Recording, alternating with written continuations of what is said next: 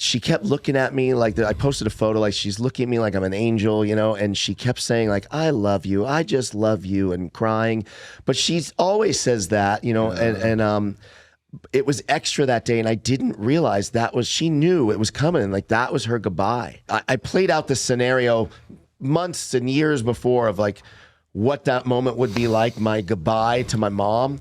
And it didn't go down the way I thought because I didn't recognize that this was going to be goodbye. Welcome to 2000% Raise, hosted by the man who took down billion-dollar companies while sitting at his kitchen table, Jon Cerasani. Left that big job in my 20s to become an entrepreneur. Everyone said I would fail, but I got winner in my core. Sold my company to private equity and the money poured. I got millions times galore. Not bad for a kid from Schaumburg, right? All right, welcome to another episode of 2000% Raise. We're going to do something a little bit different today. If you've been following me on social media, or if you know me personally, you might have heard me allude to the fact that I've lost both of my parents in the last decade.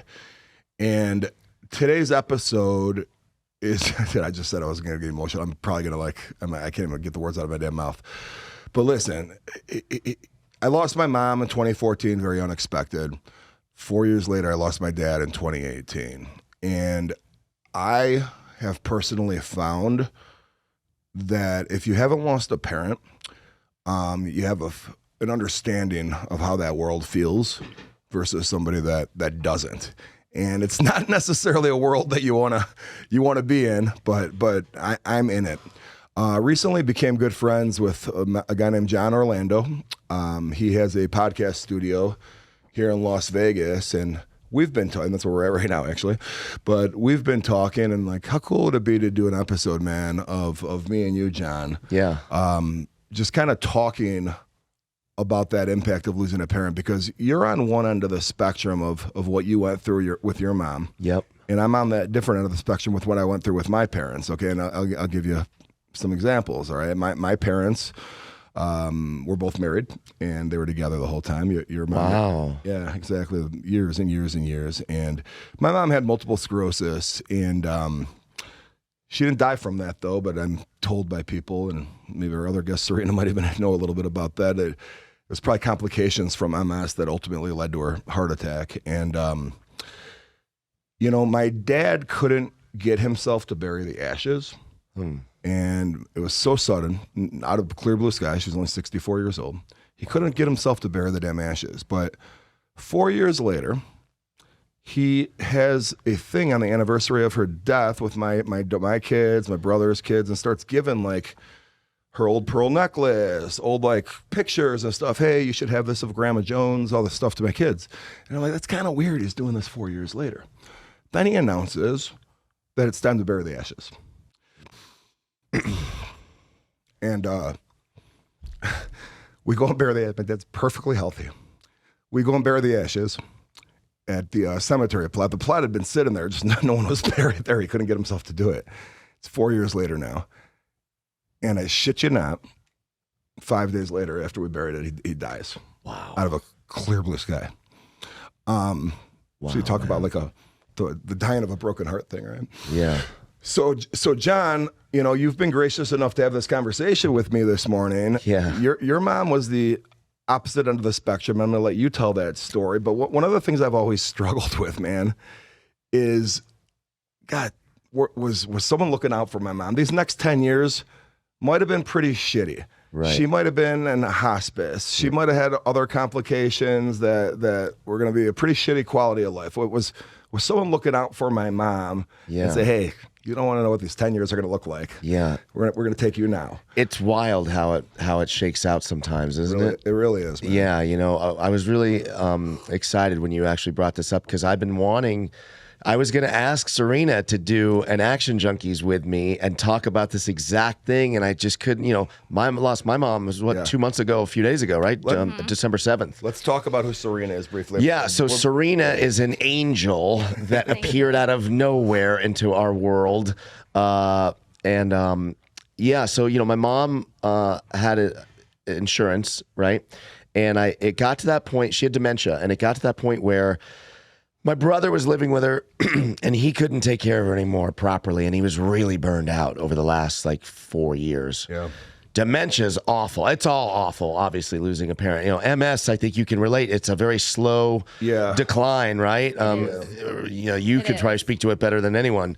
I got to the point I needed to put my mom into a home, and it's expensive, you know? And so before we did that, someone told me, a buddy told me, well, you know what? Her insurance will actually cover hospice care. Most people think hospice means the very end. Right. But it actually just means the transit. And jump in when I get this wrong, okay, Sarena? You got it so far. It actually means it covers the transition. Right. So dementia, you actually, when you're a certain stage of dementia, you can qualify for the transition, right? Yeah. Yeah. A lot of people think that hospice is like, they're going to pass in like a few days. Some patients do, but it's just the end of life care. We're there for that very vulnerable part of your life, you know? Right. So in my mom's case, it was the last 6 months of her life. It was. So I had Sarena was able to come in under insurance 5 days a week for a couple hours a day to my mom's house. And Sarena Souza is with us. She's a hospice CNA. Yes. And when I asked John to do this, he immediately perks up. Because this is outside of the normal realms of my episode. Everyone's probably wondering what the fuck I'm watching right now. Right. They're like, this is not the normal John Cerasani, exactly. Which I love that you're actually brave enough to do this, man. We'll see if I actually post this or not. Actually, I will post it because Sarena probably doesn't do a lot of media stuff. So, Sarena, this is my first time. This is your day in the sun, Sarena. Her first podcast. Yeah. I'm just going to keep making jokes so I don't start crying. That is okay. Yeah. You know what's interesting about that, John? I worked in employee benefits. That's where I made all my money in insurance. I was on corporate employee benefits. And one of the things we would deal with on either the health insurance plan and or the long-term disability plan was the hospice benefits. Yeah.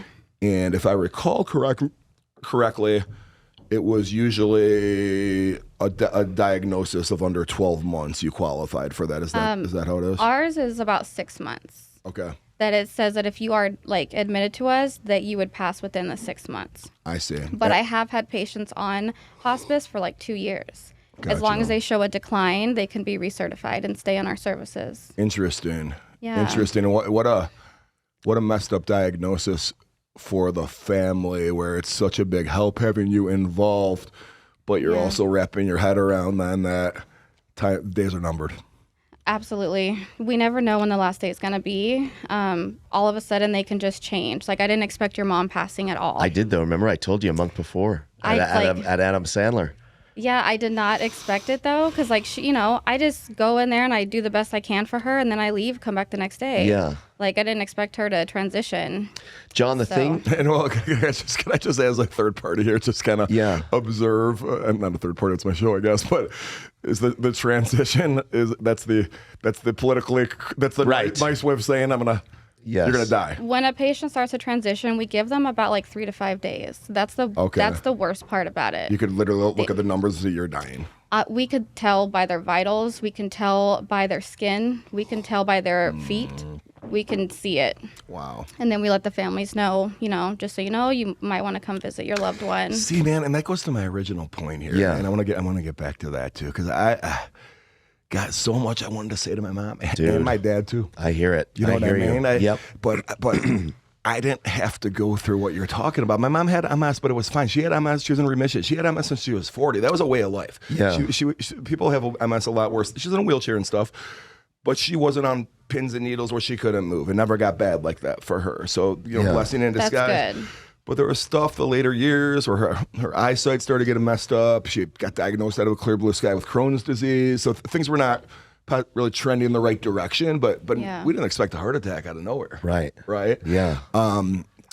So it's, God damn it, Mom. I wish I had my mom and my dad both. Could I just have 2 days? I know, man. You know what I mean? Yeah, with mine, a month before I went to go see her. So here's an interesting thing. It got to a point where I couldn't go visit my mom because I couldn't handle it.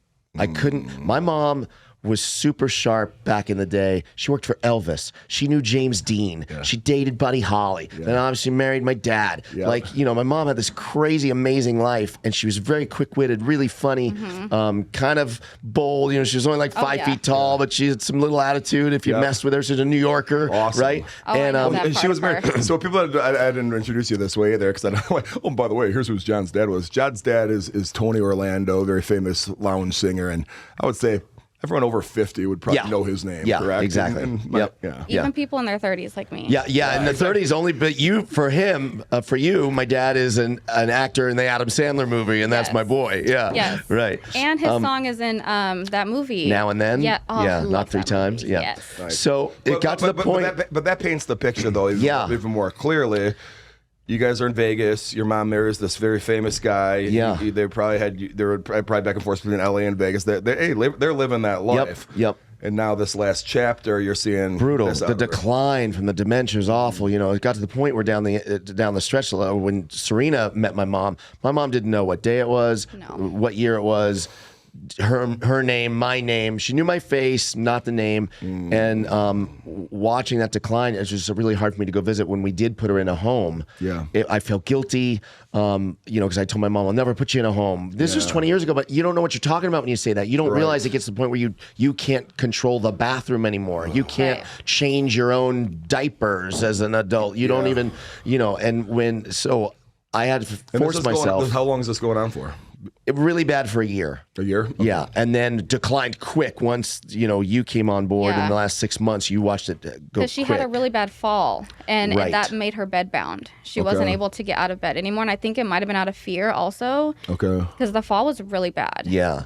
It was very bad. So going back to my, very, very seldom do I get to bring in my professional career into these conversations, but we would call it to qualify for certain benefits with disability, you had to lose 2 activities of daily living. And it was like being able to feed yourself, being able to clothe yourself, walking, and one of them was incontinence, which I believe is the inability to go to the bathroom. Right. My mom had all of the above. Really? And she needed help with 6 out of 6 ADLs. Okay. Yeah. Oh, so is this What's a universal ADL? term, ADL? It's the activities of daily living. Oh, sorry. Okay. He said it right. A little slow. Vegas last night got both of us, Exactly. okay? That's okay. Yeah. And I've been out of the mix for a while, so I use these acronyms not even knowing if people still use this shit in insurance. We just say ADLs. Okay, yeah. What, do you know what they are offhand? I do not. Yeah. I think it's bathing, ability to go to the bathroom. Yeah. I was going to say sleeping, but that Cognitive wouldn't make functions, right? Like feeding yourself. Yeah, exactly. Put in the comments what the 6 ADLs are. Yeah. I wish I remembered. And so... But the incontinence one was always one that stuck with me because I'm learning this industry as like a 24-year-old kid. Yeah. And, well, what do you mean the inability to go to the bathroom by yourself? It didn't like register to me that this is part of it. So literally, I finally got the nerve, the courage to go back and see my mom in this home. Okay. I'd only been there a couple times because it was really rough for me. I believe they're bawling, you know? And on November 7th of last year, I went and saw her, and she kept looking at me like I posted a photo, like she's looking at me like I'm an angel, you know, and she kept saying like, I love you, I just love you, and crying. But she's always says that, you know, and it was extra that day, and I didn't realize she knew it was coming, and like that was her goodbye. Yeah. And I didn't get like the way I don't know if you did this, but I played out this scenario months and years before of like what that moment would be like, my goodbye to my mom. And it didn't go down the way I thought because I didn't recognize that this was going to be goodbye. Yeah. And, you know, it really bothered. And a month later, she was gone. And, you know. So sometimes she was there mentally, sometimes she was not? Yeah, like she knew who I was by face, wouldn't have known my name. But and conversation with her got to the point where it's almost like you're talking to a 2-year-old or a 3-year-old. And like when she first met Sarena, my mom is not a violent person, but she first met Sarena at the house 6 months earlier. Yes. Trying to pull her hair, didn't want her to touch her, didn't want her to change her, nothing. And then watching the bond that this angel created in such a short time. She would not let me touch her at all. Dude, okay, how old, you mind me asking how old you are? I'm 34. Okay.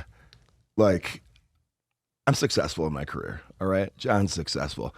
I don't go to sleep at night being like, wow, I really freaking changed the world today. I like to think that I do sometimes, and I'm doing it in my own way. Yeah. But you have to know every day you are making such a huge impact on Yeah. people. That has to be Yeah. the most challenging job, but the most rewarding job at the same It time. is. Yeah. I Yeah. love it. Yeah. Good for you. and, cheers. That's yeah, awesome. for sure. Let's Here you cheers go. to water and And coffee. I can't imagine anyone else to have had that job with my mom doing better than Sarena did. Like, she was so amazing. I told her like a couple weeks ago, and watching how upset she was when she deals with it all the time. She's a hospice care, right? So she knows what her role is, but seeing how my mom's passing affected her. Oh, it was horrible. So sad. Well, she had a new friend the last year of her life. Yeah. It's We used to I used to clean her, and then we would sit on the couch. I would feed her a Twinkie. She would drink her juice. That's all she wanted. Yeah. Simple. Do you deal with And a she lot of was people? happy. A lot of people with dementia. Yes. Is it? I mean, you probably have some wild story. HIPAA. I would not ask you to tell any stories. Yeah. but- Unfortunately, but- I can't. But I'm the fly on the wall of some of the conversations you probably have with these people. You got to be in your head being like, oh God, what are we talking about today? Yeah. Sometimes dementia, like they get combative. Yeah. Like I do have a male patient, and there was a day where I was at the group home and I was trying to clean him, and Jeanette was there, and she was over with one of our other patients, and I looked at her and I looked to the side, and he grabbed me. He grabbed my scrub top and he like yanked me down, and she's like, "Do you need help?" I'm like, "Yes, I do. Please." Wow. So we have to medicate some patients. Yeah. Really? You know, yeah. And I'm like, I just want to, clean you. I just want to give you the care that you deserve. And sometimes, like your mom, Yeah. you had to hold her arms or her legs, and Vanessa. The day two with you or Yeah. something. Yeah. yeah, and I was like, I just want to clean her, and they get very upset. You know, every once in a while, some news story or something will go viral with people in healthcare doing what you do that are mistreating it's usually on the lower end, government subsidized types of facilities. You'll have people working there. How do you feel when you see a story like that'll paint the picture of this healthcare worker? Oh, they're not even giving us food. Look at it, and they've set up a hidden camera. I mistreated this person. They're yelling at this person. I always say, okay, what happened before that thing? He was probably getting verbally abused for 3 days or something. Not that there's ever any excuse for that, but when you see someone like you that obviously has a good heart, I don't know. I don't want to make excuses for people. I think that a lot of people that are in the medical field need to pay attention to themselves. Okay. They need to pay attention to their own mental health and their burnout. If you're Interesting. overworked, you're going to be on edge. If you let your company do that to you, Okay. we're human. So when you hear those anecdotal, you know what I'm talking about with these anecdotal stories that'll pop Yes, up. and then they're horrible. Okay. And what you're saying is that They need to pay attention to themselves. They deserve a break too, and vacations. Okay. You got to take more mental health days for yourself. I can see that. See, I'm You not got to find a healthy balance. Yeah. I doubt anyone's getting into the healthcare industry being like, I want to mistreat one of my Right, patients right. one day. I'm gonna Right. be an asshole to this person. Like it's not like no one would do that. Yeah. I think you're right. And the burnout comes slow, and they don't realize it because they're too Right. close to it. They live it every day. Because that kind of happened to my brother. It did. I mean, it wasn't. He was I would say it was done. mistreating my mother, but by any means. But you could feel the edge he was on from before she went in the home. My brother was like my mom's caretaker for years. Buddy, I have a thing. I'm not going to say his name because he's dealing with this legally right now. But a very good friend of mine back in Schaumburg. His dad's 88 years old. The mom was up there too, and the mom had dementia, and he was very protective of his dad. He lived out of state, but he'd come home for the holidays. Yeah. And there ended up being an incident where his side of the story is he was sticking up for his mom. Anyway, the police, or sticking up for his dad because of the way the mom was treating, and the police, I guess, had been called to the house a couple other times, and he's having some legal issues because of it now. But the frustration involved with that, I couldn't. Again, all these bullets I didn't dodge, that I dodged by both of my parents passing so quickly. Yeah, it's interesting. Like watching my mom decline was torture for me over the last few years. Dude, I can't believe you were talking about it. I'm like almost crying. Yeah, It's been 10 I know. But so here's the thing. But I think what you dealt with, I think, is actually harder. It's weird. My road to it, so it's like I was able to start processing, like, okay, my mom, like Vanessa, my girlfriend, she never got to know my mom in the way like I know my mom. Yep. You know, she saw a shell. She saw a shell of my mother. Yep. Which still she got a couple decent years in with my mom, but like never had to have like the funny conversations and stuff on the level like that I know my mom was capable of. You know, you got blindsided. Yeah. So I feel like your grief at the end is different than mine because mine, I had really prepared myself, even though I was a basket case when it happens. No matter how much you prepare, it's rough. But you got blindsided, and like I think that's like because, like you said, like I didn't have that final conversation with my mom the way I thought, but I couldn't even have it anyway because it would have been one-sided regardless. But I still wanted her ears to hear what I had to say at the end. Right. And that didn't happen. Which she can, though. She can. The last sense to go is hearing. Right. So when your loved one is transitioning, their eyes are closed. They look like they're sleeping, but they can hear you. So that's comforting, but I didn't get the feedback, right? Yeah. But neither did you because you got blindsided. Well, it's funny that you're saying was a basket case. Like it's the past. I got news for you, buddy. Your mom died, what, 2 months ago? Yeah. Sure. the first 3 years after my mom died, I'd find myself like just randomly start crying in the shower or something like that. Been there, done that a couple days ago. Yeah, like something will come up where you think of it, and it's, you know. Yeah. I'll tell you this, though. From watching my mom go through it, I used to have, I don't want to say an obsession with death, fear of death, whatever you want to call it, but kind of.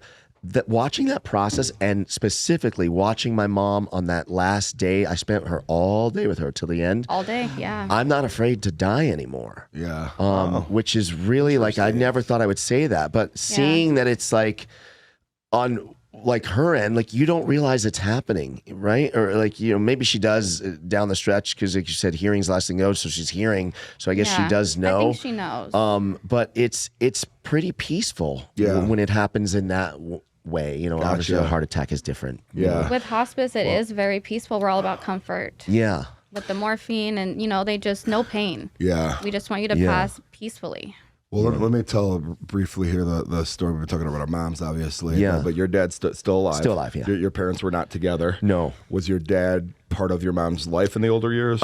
So because it was kind of a messy divorce financially, no. Was this like a well-documented Hollywood divorce? No. Luckily, there was no social media back then and stuff, and it wasn't like Johnny Carson's wife. If you remember that? It wasn't headlines. It was one headline in all the magazines, and that was kind of it. Did you see the Eddie Murphy one where he's like this? She goes, she took half, and he's like this. Yeah. But you know. My mom had a stroke maybe 2 or 3 years ago, or 3 years ago. And so my dad FaceTimed her in the hospital. It was the first time they even spoke in 15 years. Wow. And it was a really great exchange. And my mom actually spoke to the enemy, which was my stepmom on FaceTime. And that was like phenomenal. And so that I really got a lot of joy out of. And then I called my dad when I went, after my mom passed, like the day after, I went to the mortuary just to see her one last time kind of thing. And I sent text messages to my aunt, my cousin. They were closest to my mom. Hey, do you want to see her one last time? I can FaceTime you. You know, she's gone, but I can FaceTime you. They both said no. I was like, I should give my dad. I just figured he'd say no, you know? Yeah. And so I was like, hey, I'm at the mortuary. I don't feel obligated. This is for you, don't say yes for me. Yeah. This is for you. Do you want to see her? My dad said no. And then he was asking me some more questions. He was like, you know what? FaceTime me. Really? Yeah. Interesting. And I FaceTimed him, and he said the most amazing things, you know, and your parents stayed married the whole time, you know, and divorce can be rough, you know. It was when I was 12, but it's rough, you know, and kind of being like the mediator between the two. Yep. Even though they try not to put you in the middle, you end up in the middle. Yeah. You know, trying to, when it's messy and court stuff. And I kind of was the guy in the middle. You're 12? I wasn't in the middle when I was 12, but as an adult, I ended up in the middle because he's still paying alimony until the day she died. Oh, really? Pretty much. Oh, wow. And so a lot of times her lawyer gets in her ear, wants to take him back to court, and I was the guy like, listen. Like, lawyers are the best. Yeah, right? Yeah. And so, you know, hearing him say such great things That's awesome, man. It was really nice. That's really cool. Yeah. You know, my you just maybe I wasn't going to go here with this, but my dad in the 4 years between my mom dying and when he died, he ended up, you know, he had to do something with his life, and my dad was an active guy, and he found this woman. Her name was Barbara, and they were romantic together, I suppose, but it wasn't really about that. They kind of had a bond. Yeah. You know what I mean? She's about 10 years younger than him, maybe a little bit younger. But they'd go out dancing and just having fun and shit. And she had lost her husband back in their 40s, very unexpected. So I think that was kind of their bond a little bit. But I got to tell you, man, she calls me up. I was actually in I was at some casino in Sioux Falls, Iowa, at my buddy's wedding. And I come back and it's one of those Iowa, Council Bluffs, Iowa. One of those Council Bluffs, Harvey's, or I've been there. I opened for Tom Jones there. Were you? Yeah. We're at a big ass casino. Horseshoe, or there's a Hard Rock. Wherever the Hard Rock is, it might not be Council Bluffs. Anyway. Yeah, it's not Council Bluffs. Yeah, but I came back and I'm sleeping my face off, and I got a call from my dad about 9 p.m. saying, "Hey, just so you know, I'm in the hospital. It's fine. They're just gonna keep me overnight here for observation." He was feeling whatever. Well, I was thinking, do you want me to come there? No, it's fine. No, you're fine. You're fine.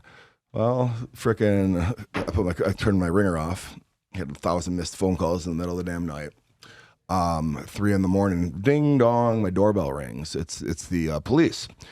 And Barbara had been trying to get a hold of me to let me know that he actually had a heart attack. This is what's fucked up, dude. He actually had a heart attack and died in the hospital. I go, how the fuck you let someone die while they're in the damn hospital?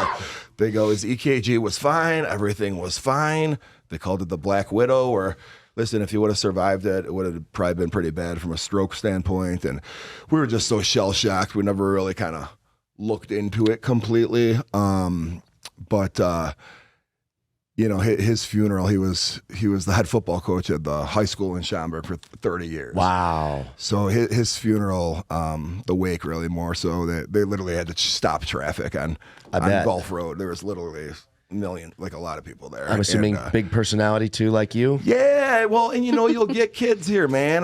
You might have seen on my social media, I got this guy, desmond, that's been hanging out with me.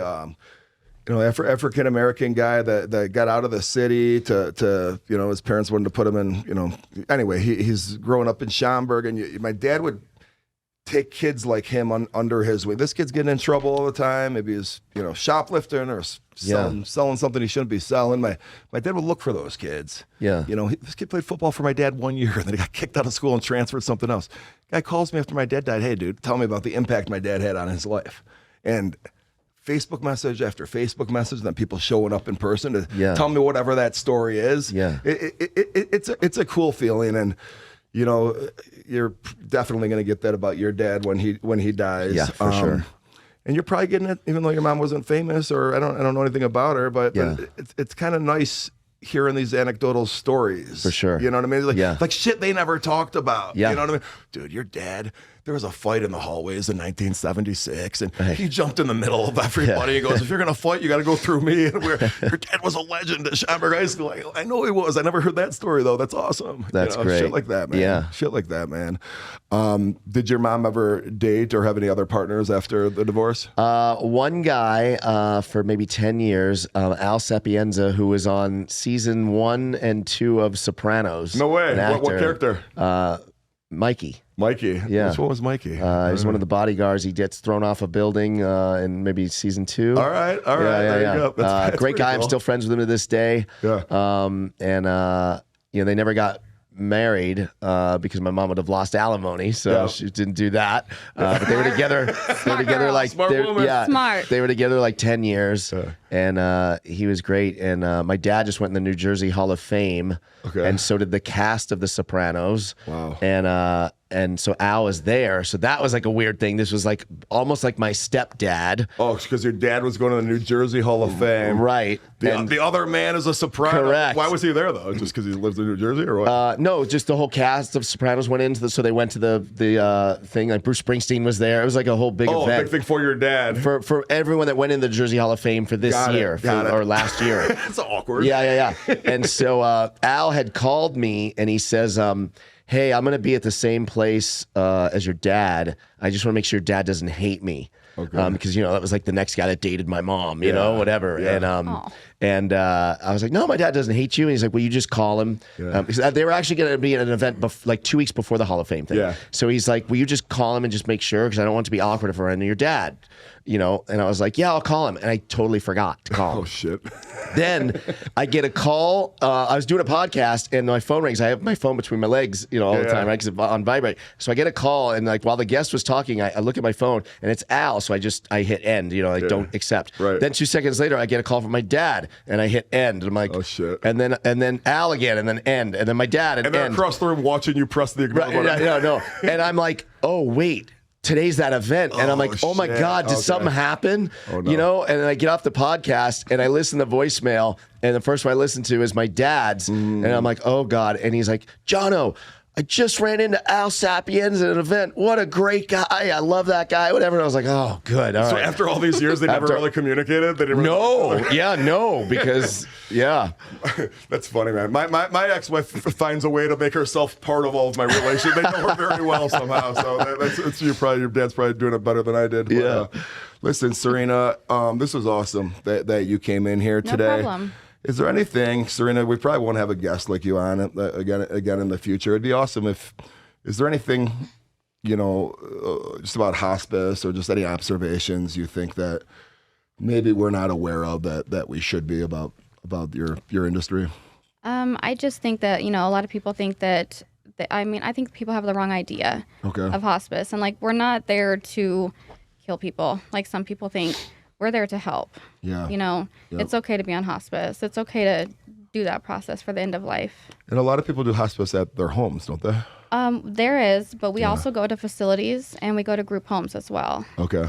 Because so even when my mom went in the group home, she was still my mom's nurse. Okay. It was great. You got to follow. You got to follow. Yeah. We made sure of that though. Gotcha. We did ask the social worker, please keep her in my area so that I can follow her. Yeah. Because it was a rough start for her and I couldn't imagine like changing that throughout those months because we were already about like 4 months in and she was fine with me at that point. And now I feel like Sarena is family. As far as I'm concerned, she's my family now. Well, she's that's in how my I feel family. too. Well, you had to probably champion that. He wouldn't know what to do. Like everyone else, this is the first time. No one's dealing with this. Oh, I'm experienced in my mom dying. No one's experienced it. So I mean, I remember you and Jeanette basically jumping in a group chat with me and Vanessa was like, hey, it's time to put mom in a facility. It's time to put her in a home, And it's like, okay, if they're saying it, it's time, know? It's like, Yeah. I just want to say though, man, watching you, like most of your followers, you stumbled into our feed somehow a year and a half or whatever it was ago, about a year ago, right?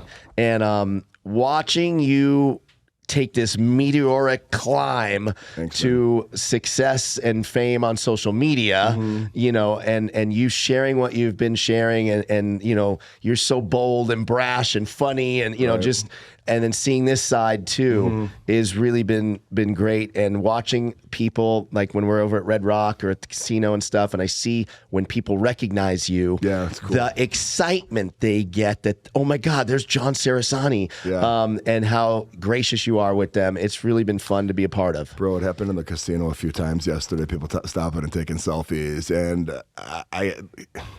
to tie it back into this episode, I wish my parents were here to see that stuff.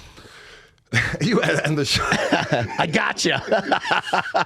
That's great, man. This is awesome. Sarena, John, awesome. We're at the Sticky Paws podcast studio. We didn't even talk about this, but John is an entrepreneur. That's how many different cities are you in now? With right now, just two here. We're in Vegas and Boca Raton, Florida, of all places. We're looking at. He sets up podcast studios at places he wants to travel. Yeah. Next one's in Bahamas. I think Miami and Nashville, but let's do Bahamas. Let's go. Let's do that together. Exactly. All right. Awesome. Thanks for tuning in, everybody.